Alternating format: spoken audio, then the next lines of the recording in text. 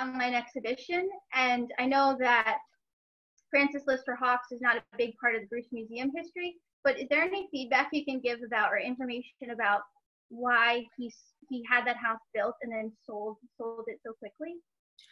Well, that is a big mystery, and one that I have been investigating more. So the Reverend Dr. Francis Lister Hawkes was a very famous politician out of North Carolina, but he was also a historian, an author, and also a children's book author. He wrote under the pseudonym of Uncle Philip, so he wrote children's history books. How he ended up in Greenwich, I have no idea.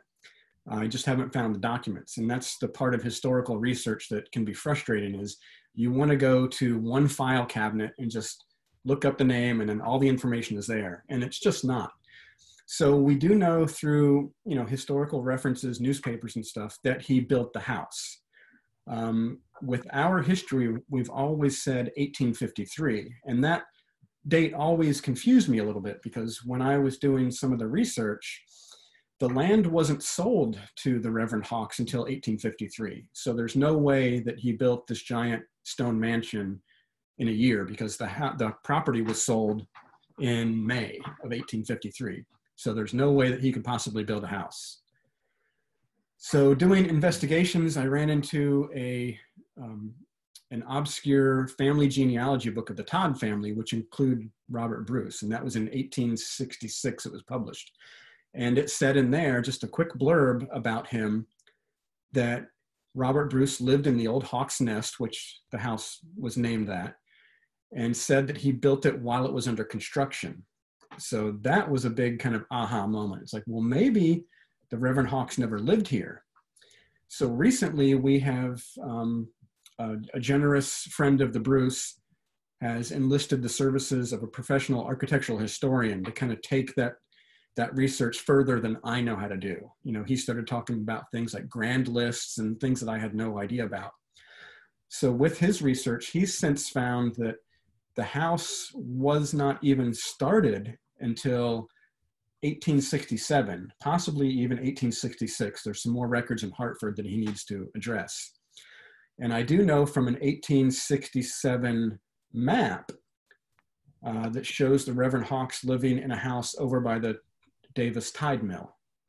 Now, his name would not be listed on a house unless he owned the house. Renters or leasers wouldn't have been on the map. So he did own a house.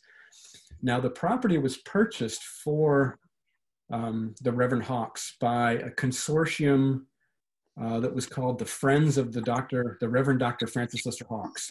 So I believe, and I don't have any evidence to support this yet, but I believe that this was probably his congregation where he was a pastor at the Cavalry Church in New York City.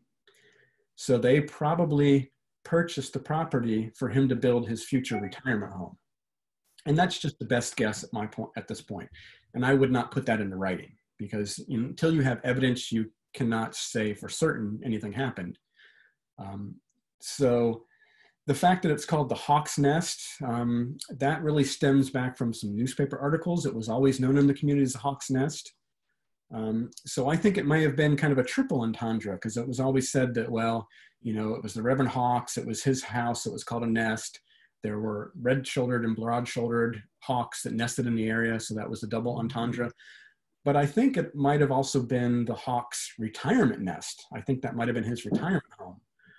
So why he would start construction and then abandon it, I have no idea.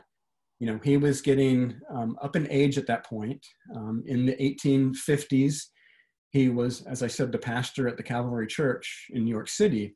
He was also doing a lot of writing at that time.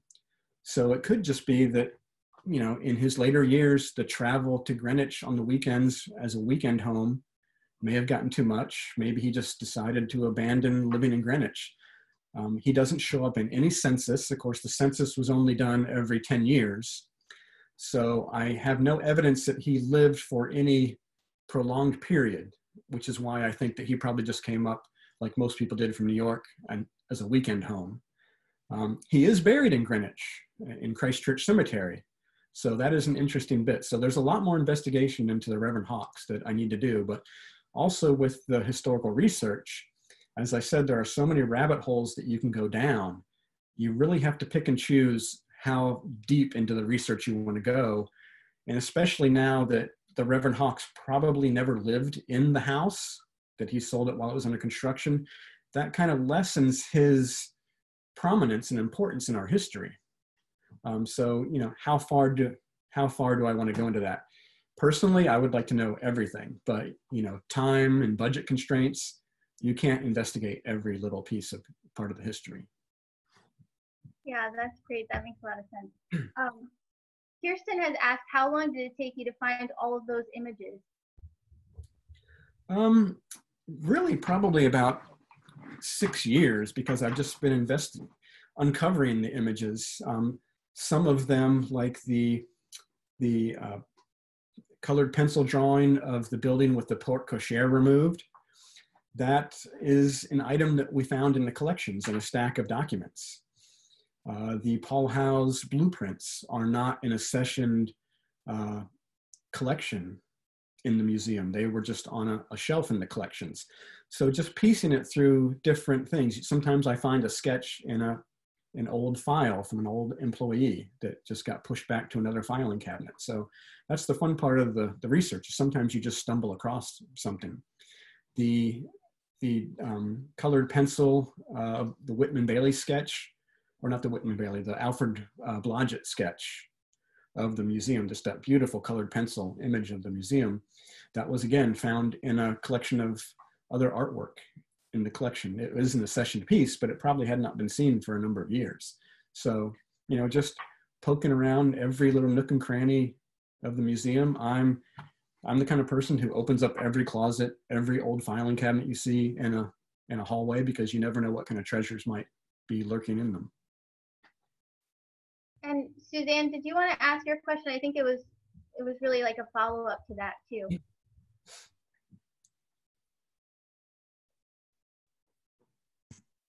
Hi. So Tim, this exhibition was originally slated to be at the museum. So were there items, objects, ephemera that you wanted to share that you couldn't share because you were doing it online? Things that couldn't be included?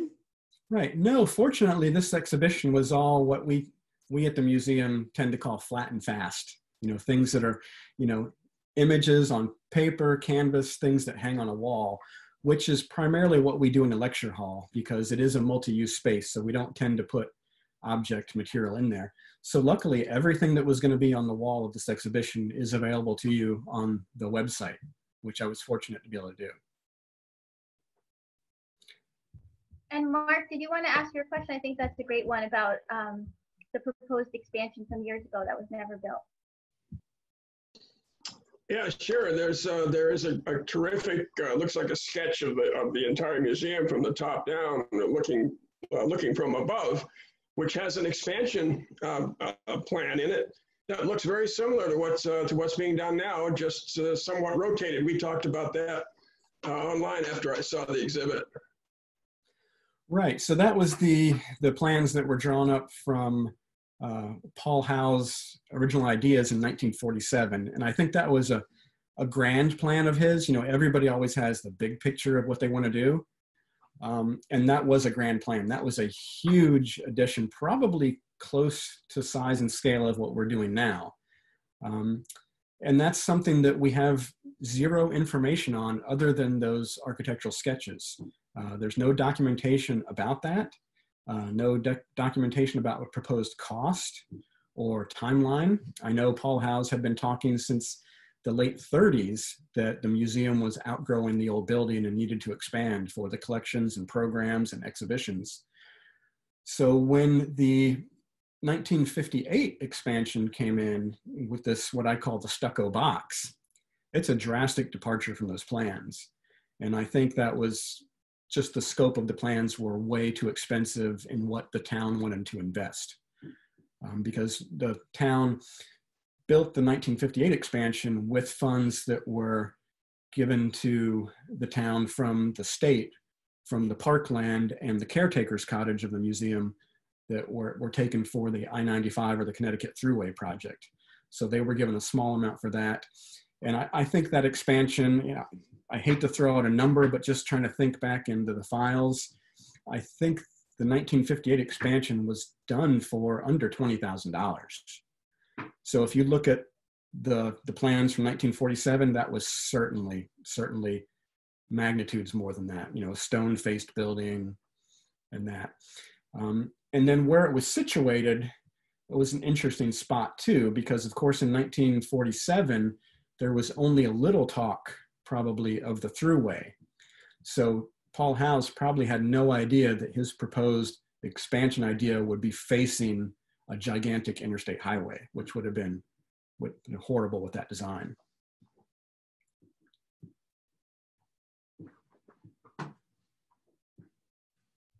I think, Robert, do you have a question for Tim?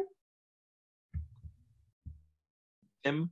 I was just interested in how much land was included with the original house, even though it was not completed. It was a big plot of land originally, wasn't it?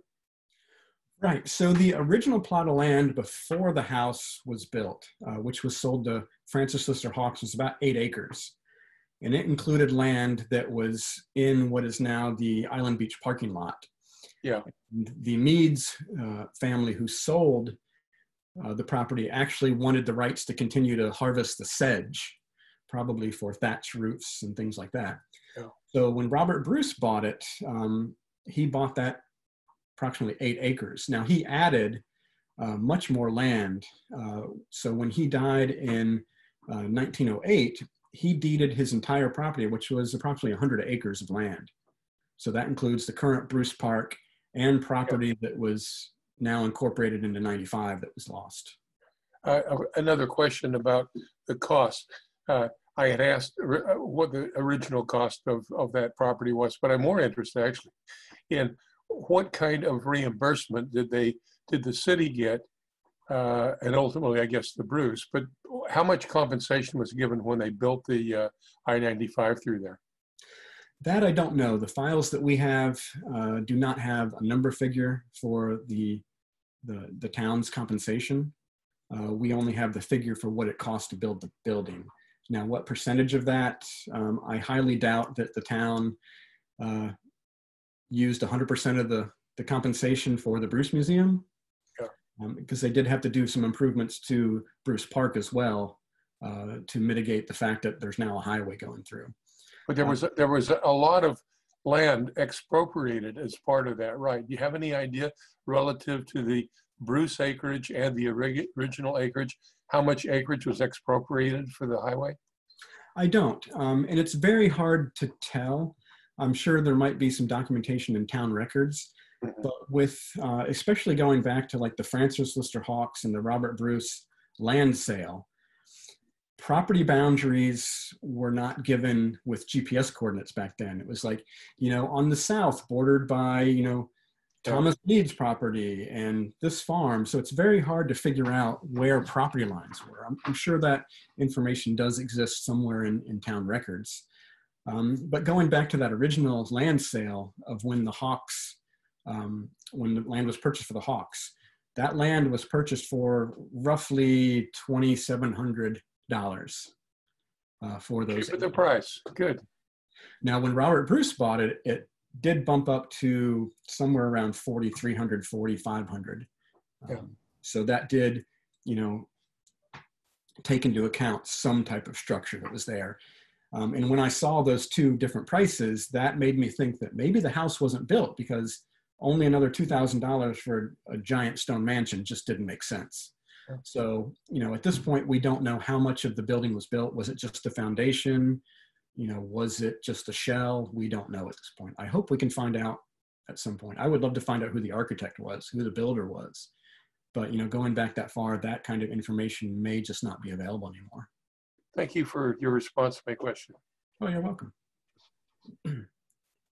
And I'm just going to skip to one question because I know my dad is on here, and also he had mentioned this before about this possibly becoming a permanent exhibition. And Mark Favreau, you also had the same question. Is there any chance that this exhibit could be made permanent once the addition is finished? That is a great question, and I would love to see it. I don't make those decisions, but I think in the new Bruce, there will be some type of exhibition talking about the Bruce history. There has been talk about carving out some type of case space, what size that might be. It's really undetermined at this point. I will say that sometime in the future, hopefully within maybe a year of the new building opening, I would like to do an exhibition about the larger picture of the Bruce Museum history, including pretty deep dives into the biographies of the first two curators, Edward Bigelow and Paul Howes, which is my primary research. Whether components of that could turn into a permanent exhibition, I would love that. And I think that will happen. And I think that's something largely that a lot of museums ignore. I'd like to read a quote that when I was doing my master's thesis really rung with me, and it was by a gentleman named Ryan Horvath, whose dissertation in 2012 called Study Nature, Not Books. He says, museums are, in part, created to preserve cultural heritage, yet the field is allowing its own heritage to be forgotten. And that really rang true with me, because think about it. How many museums have you been to that you've seen an exhibition, a wall panel about their own history? Very, very, very few. I can only think of, two that I've ever visited, and they're both in Europe, in England and Paris, that have any type of exhibition about their history. So I think it's important. Here you are, an institution that is tasked with collecting history. Now, whether you might be primary an art museum, once art is created and it's an hour old, it's history. Whether you talk about modern art and you're looking at a certain time frame, it's still history. The people who created that art may no longer be with us. It's history. So you are, no matter what type of museum you are curating, preserving, and collecting history. And I think you really need to include your own history in that. That's great. And Kirsten, did you want to ask your question?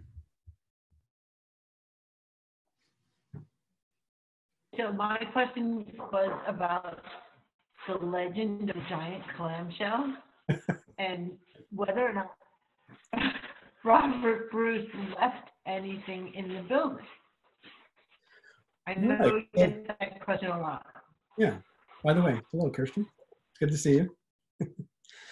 So yeah, many of you may know the legend of the giant clamshell. And this clamshell now resides at the Seaside Center.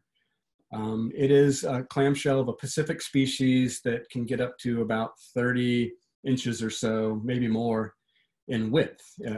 It's a clam that has been known to cause human mortality by divers getting their hands stuck in it and drowning them, not on purpose, of course. So we have this giant clamshell, and somehow in our history, I'm not sure the date when, but I think it was probably in the 60s or 70s, the legend of it being left by Robert Bruce got promulgated. That is completely false. There is no evidence that this giant clam was left by Robert Bruce. There are objects in every museum collection that you just stumble upon. You don't know any background. You don't know who gave it, when it came from, where it came from.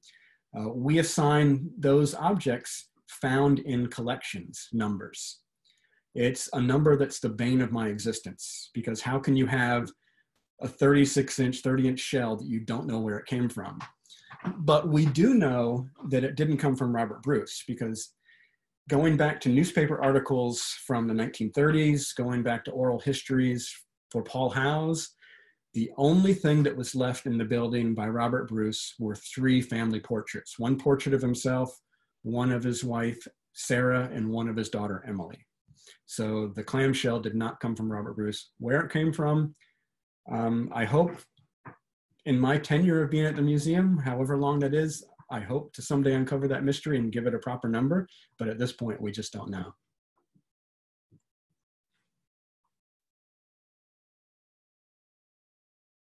I'm going to call out my dad because he texted me a question, but I think you can ask it in the chat. Yeah, here's the question. Do you have a plan to include further historical data of the Greenwich area to be included if it was a larger exhibition, or if it did become a permanent exhibition? I do, because it's important within our history to understand the social movement, what was happening in society, what was happening in the local town dynamic that helped create the institution. And of course, one of the very important things that we had in town was the Koskov Art Con, which were very instrumental in getting the Bruce Museum started. Of course, when the Bruce Museum opened its doors in 1912, it didn't necessarily open its doors as a museum. It opened up as a venue for the Greenwich Society of Artists annual show. It wasn't until around 1918 to 1921 that we actually opened as a museum with a collection. So yeah, when you talk about the history of the museum, you have to talk about things that were happening in a town. And of course, you know, there were a lot of important, prominent people that were involved in that museum. When Robert Bruce left the building to the town and his park and the land that became Bruce Park, he also left $50,000, which in 1908 was the equivalent of about $1.2 million. And that was to convert the house into a museum. And what he did is he put that money in trust with 5 trusted friends of his. Commodore Elias C. Benedict was an original trustee. You had Edmund Cosgrove, who was a very important person. Gentleman, I can't remember his first name.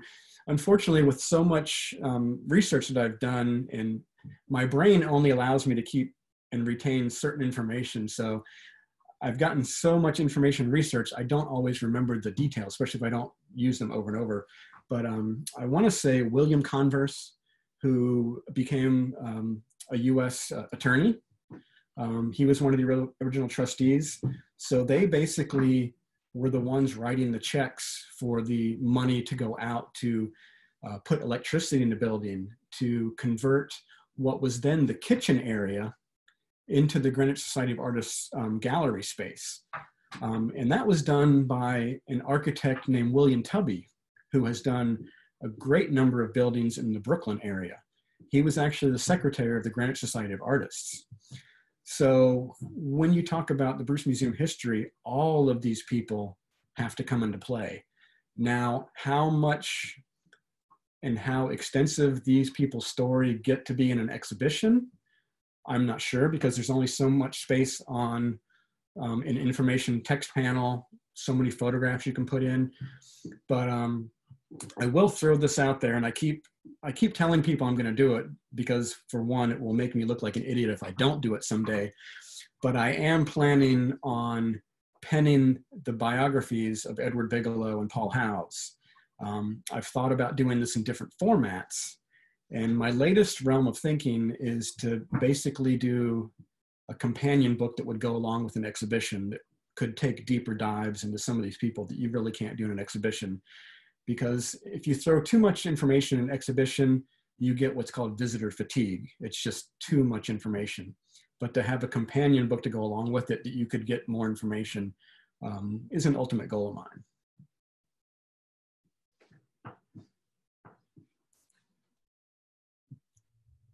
Okay, great. And Kathy, did you want to ask your question?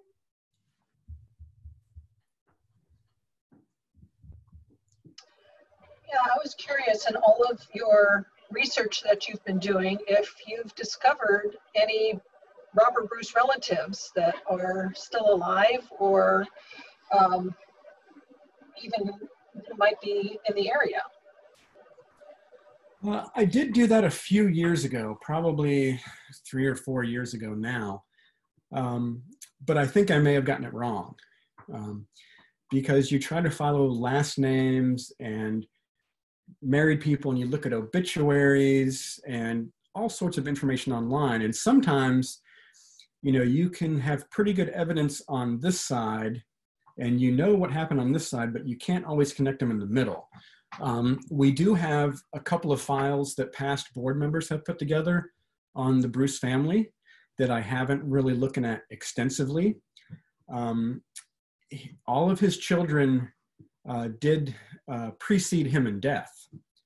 So there does not seem to be any direct lineage. Now, there may be lineage through brothers and sisters or uncles or other parts of the family that may still be alive. But again, that's not a path that my research has really taken me down, because doing this kind of research, you really have to remain focused, or else you can just go absolutely crazy and just end up just completely flustered with information.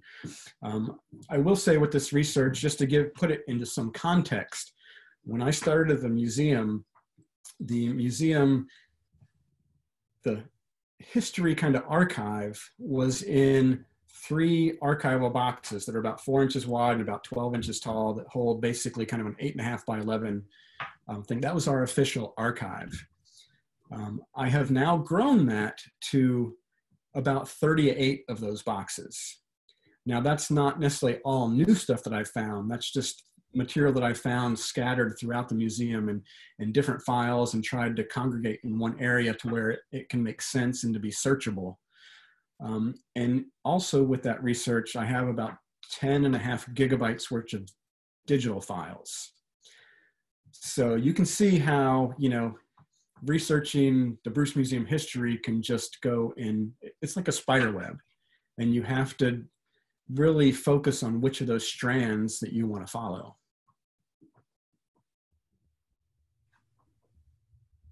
Becky has a question. I know you've talked about what you plan to do in the future and with related to Dr. Bigelow, and Becky has a question about that. Sure. Can you just talk a little bit more about Dr. Bigelow in general and how his original plans for the museum affected the way that the Bruce ended up kind of going throughout the years, if any?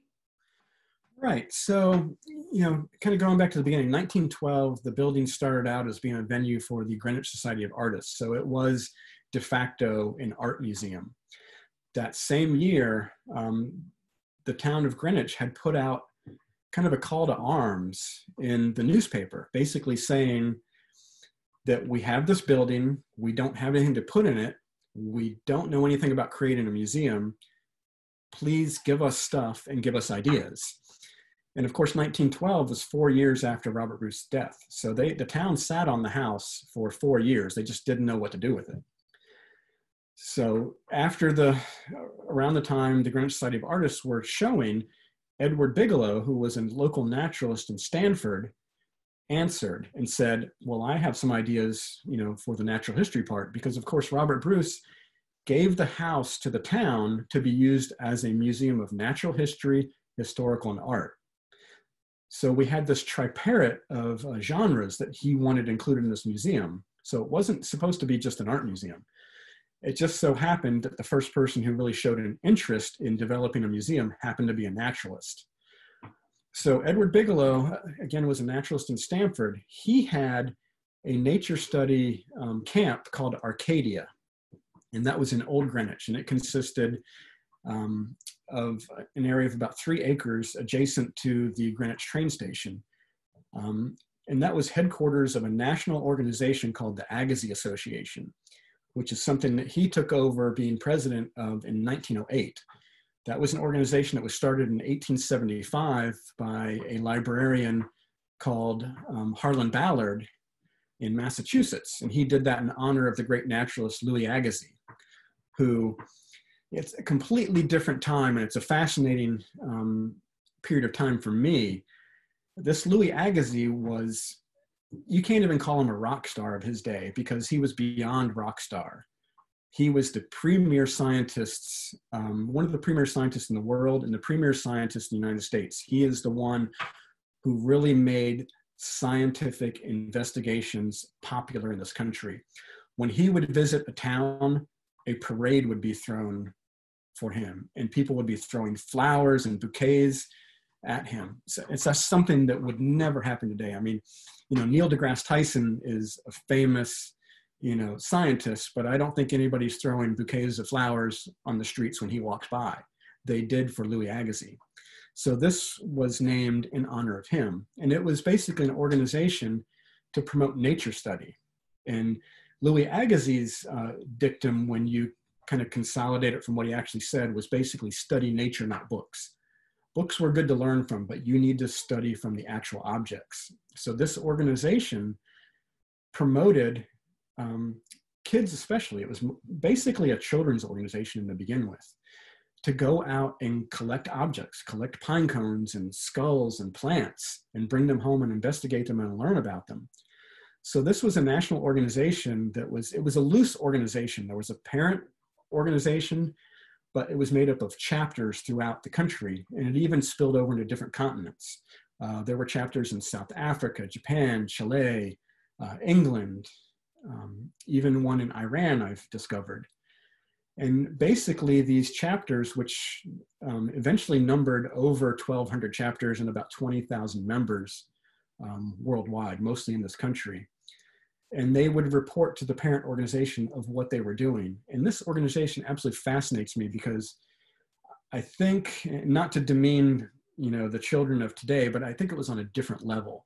You had 6-year-old kids that would stand up in front of their groups of maybe 10 or 15, 20 people in these chapters and give reports with Latin names of species, of detailed information of their investigations, which just fascinates me, that time period. So Edward Bigelow took over this organization in 1908. So he ran this nature study organization. He also was on a nationwide lecture circuit.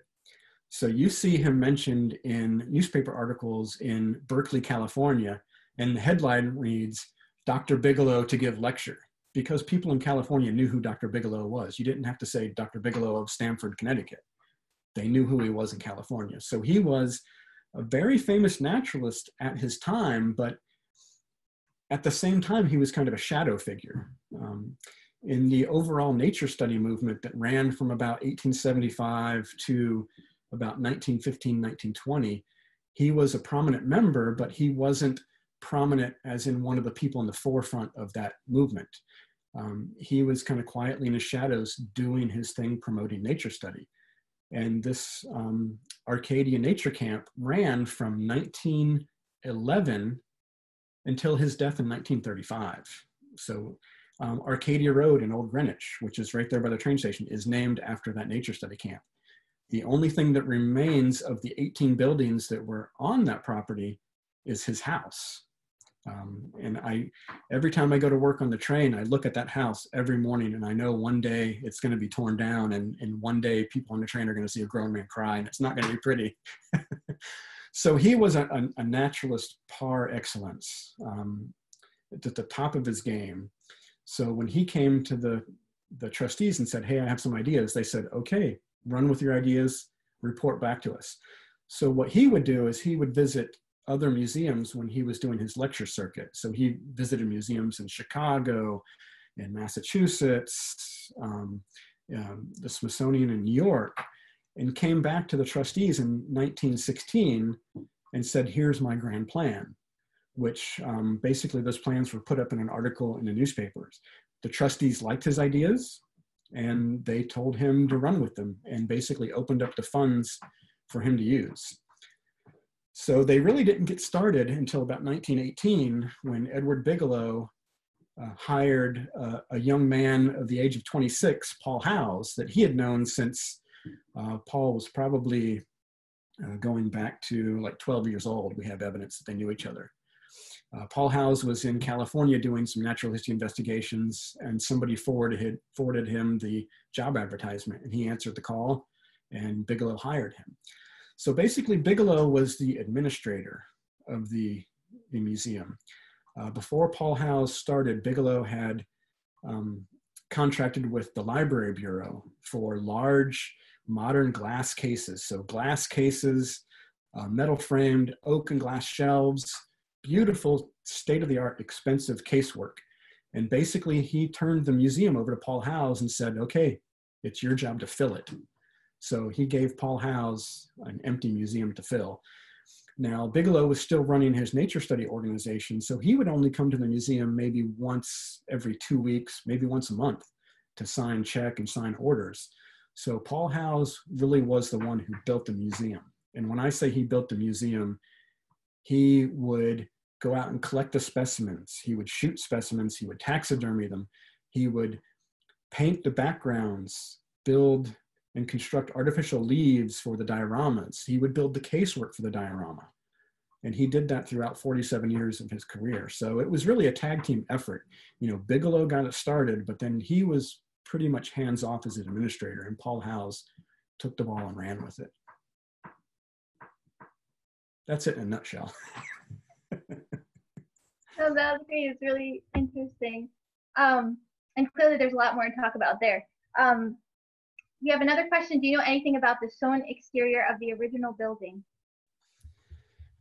That is another thing that is a bit of a mystery. Since we don't know much of the original building, we don't really know where the stone came from, who the architect was, who the builders was. We can presume, since most of the stone buildings in Greenwich used local stone, and there is a quarry that was in Byram that, if you know the stone pillars that are by across from the train station, on the sound side of the railroad tracks by the police shooting range, there are 6 big stone pillars. Those were the original entrance to Bruce Park.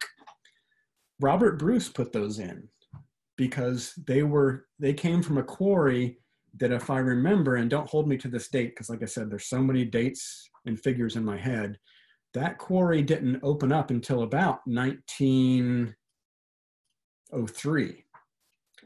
And that is documented in a book in the early 1900s called The Geology of Connecticut. And it mentions that stone being quarried from that specific quarry. We don't know where the stone was quarried. It's very similar to stone, and it was probably quarried in Byram. But until I get direct evidence of that, I don't want to say for sure, but it was probably local stone. Because of course, in those days, you know, we did have the railroad, but you didn't want to transport thousands of tons of stone, you know, for a private home. And even though it was a large, what we would probably consider a mansion, it was probably a fairly meager home for those standards at the time. So I don't think you're going to be bringing in stone from 100 miles away. I think it was going to be local stone.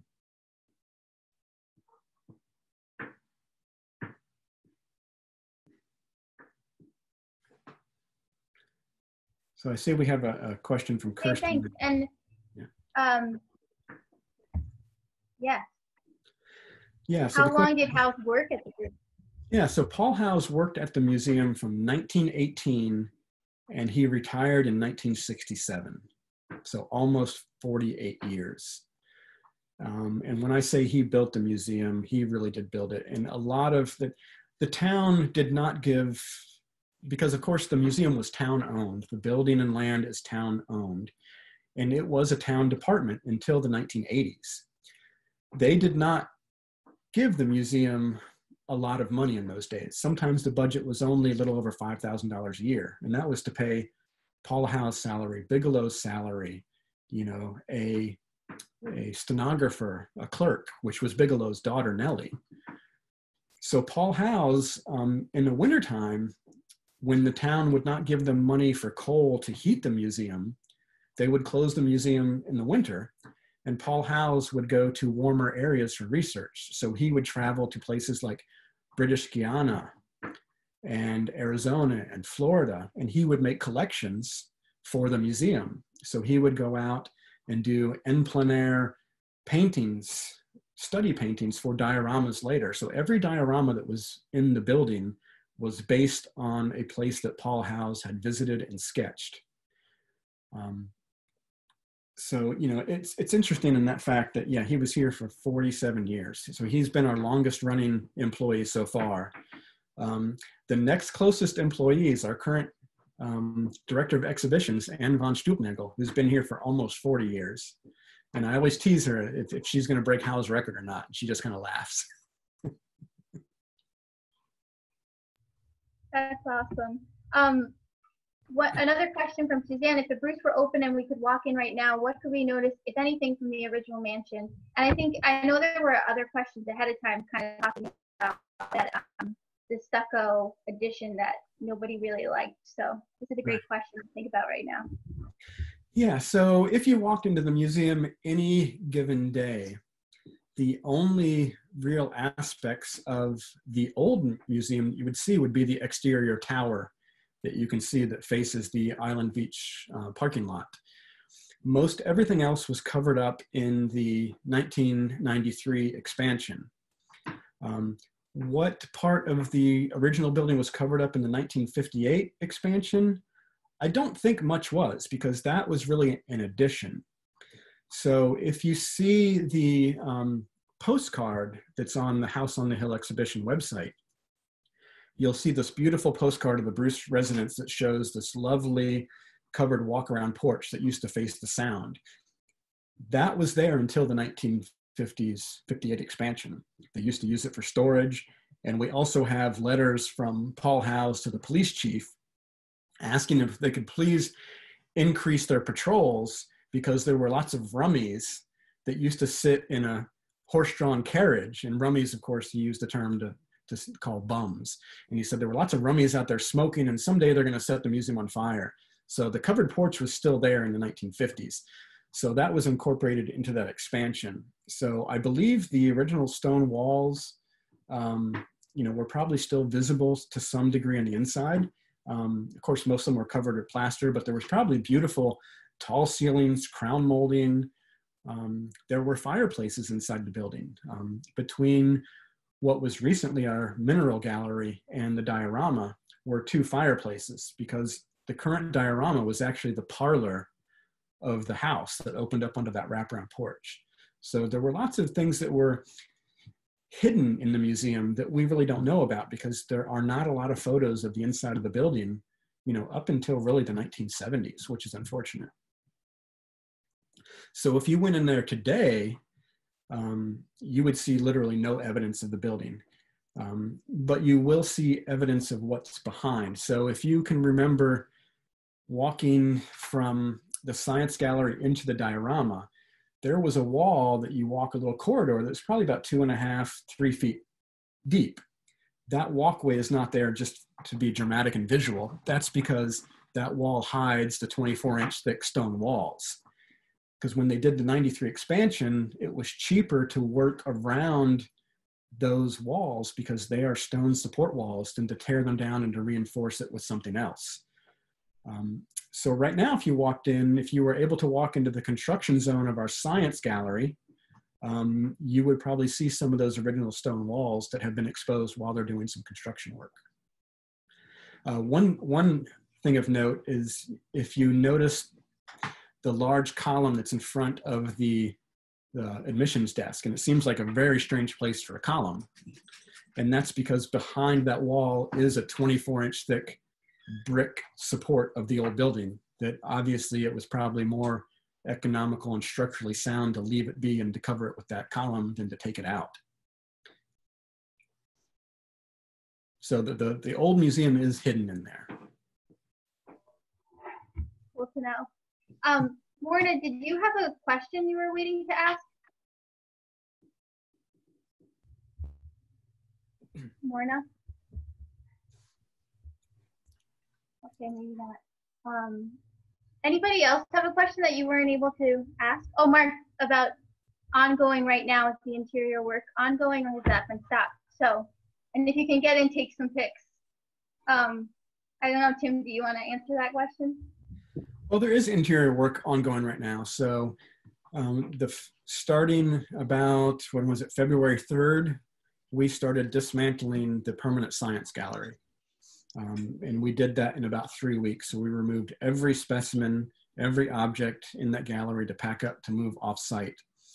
And then our exhibitions team came through and removed all of our current casework.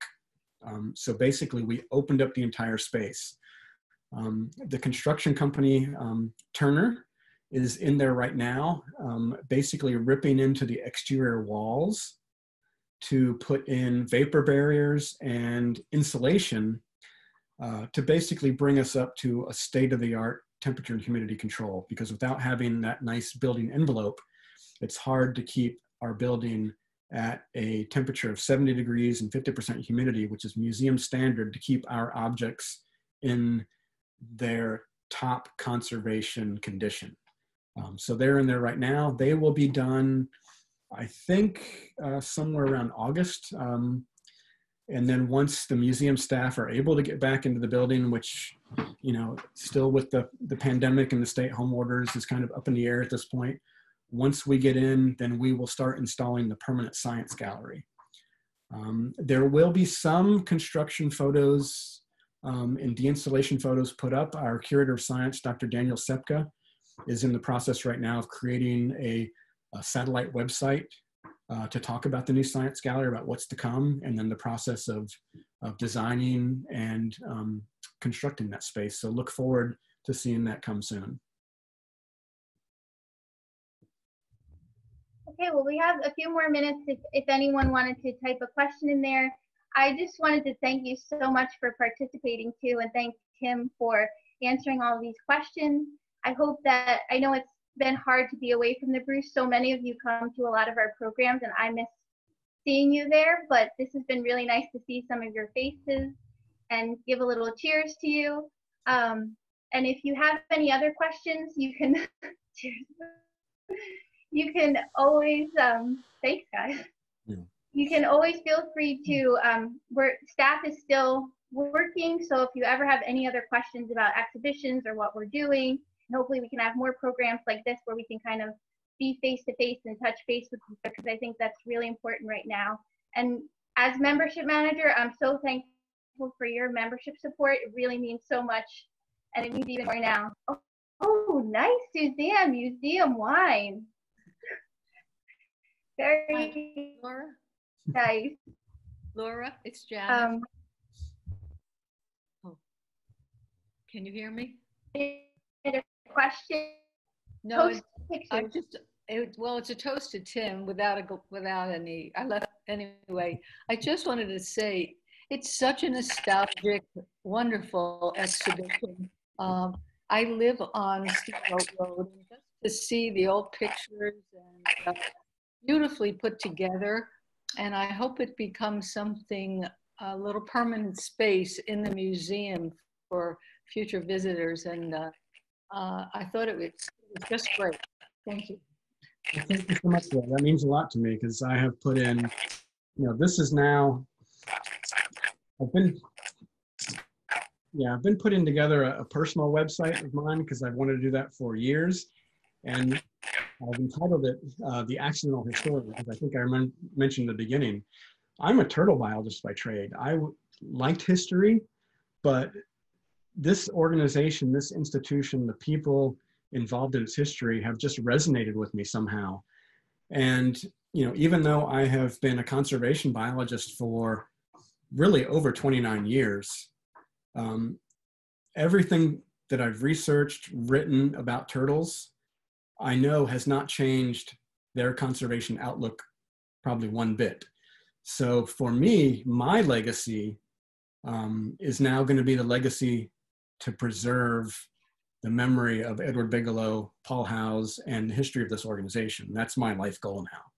So to have a captive audience to talk about this has been great, because I know my coworkers are probably crazy for me talking about this all the time. I mean, this is how far down the rabbit hole you can go. I have an Edward Bigelow coffee mug that my wife bought for me that she took in. So this has literally become an obsession. So I'm very glad that you enjoyed it. Well, we're glad you're obsessed, and thank you so much for sharing it with everyone. Yeah. Thank you so much for joining. Thank you. I'd be remiss if I didn't say this wine and so many others are available at the Study Fine Wines. They're doing curbside pickup in Backcountry Greenwich. So the Study Fine Wines still sponsor the Bruce, still a fan of the Bruce. And now that you're not in the museum, you can feel free to drink reds like the one that I got from them today. So don't forget the Study Fine Wine. Or martinis, and make the Bigelow mug available in the store. Hey, Mark, I get detail. Oh, by the way, everybody, since Since we were talking about history today, I was drinking an old-fashioned. Nice. And Mark, we missed you serving all of our drinks there, but it's good to see you on a happy hour. Jack joined the party. Well, thank you, Tim. Thank you, Laura. Thank you, Tim. Thank you, Laura. You all. Thank you, everyone. Thanks, Tim and Laura. Thank you. Good night. Bye-bye.